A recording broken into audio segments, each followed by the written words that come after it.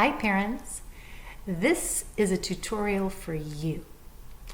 And today I wanted to talk to you a little bit about the skill of positive intent. So in conscious discipline there are 7 skills, and positive intent is one that deals with how we view things.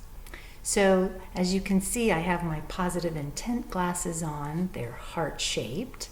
The lenses are heart-shaped to remember that when we look at behaviors, especially misbehaviors or unwanted behaviors, we're going to try to look at them with love in our heart and treat it as a skill that hasn't been learned.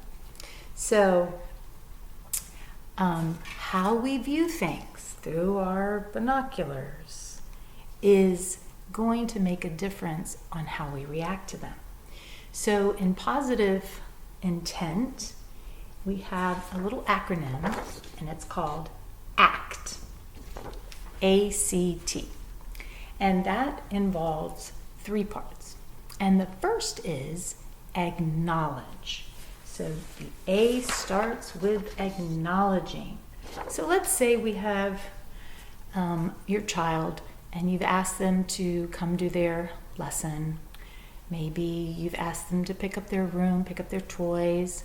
Maybe you've noticed they've bopped their little brother or sister on the head with a toy.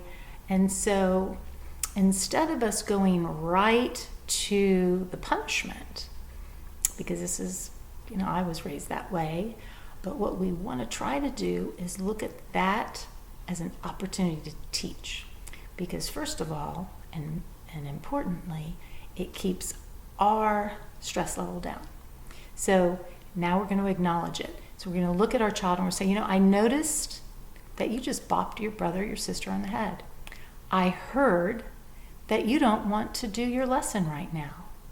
I understand you're not ready to read the book with me.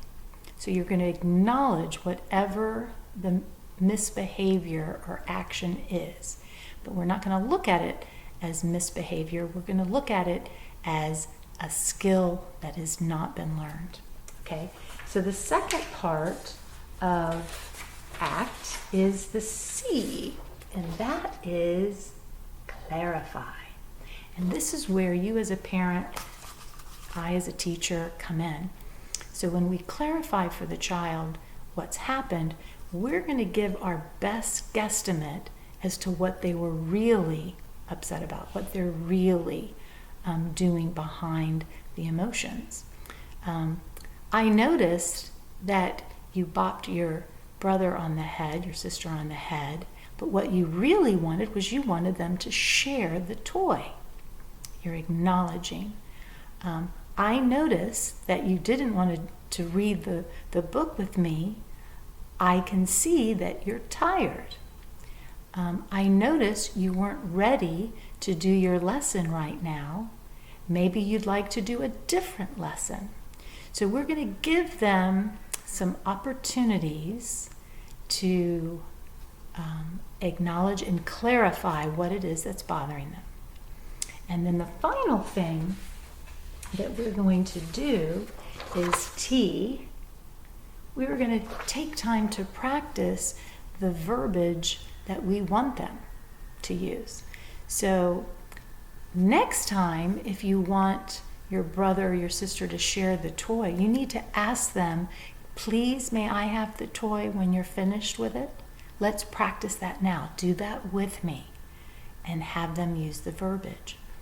I noticed that you didn't want to do your lesson because you're tired. I want you to tell me, Mommy, I'm tired right now. Daddy, I'm tired right now. Can I have 5 extra minutes and then I'll do the lesson? Have them practice using that language with you. What this does is it reduces your stress level. It acknowledges that they're being heard. You understand that they don't want to do, or maybe they haven't done things properly, but you're giving them that opportunity to learn a skill. And you're giving them the language that helps them with it. And of course, all of our stress level goes down right with them, because what we want is we want them to have as many tools in their toolbox to deal with those emotions and some of their lack of cooperation skills. And this kind of can turn it around a little bit.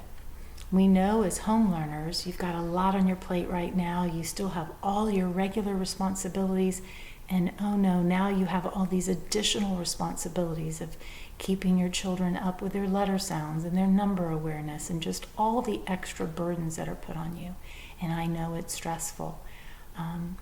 So hopefully, if you remember to use our positive intent ACT the next time there's a situation where your child is not cooperating, or maybe they've done something that was unwarranted and unwanted, we can practice ACT, acknowledge, clarify, and take the time to practice the proper way.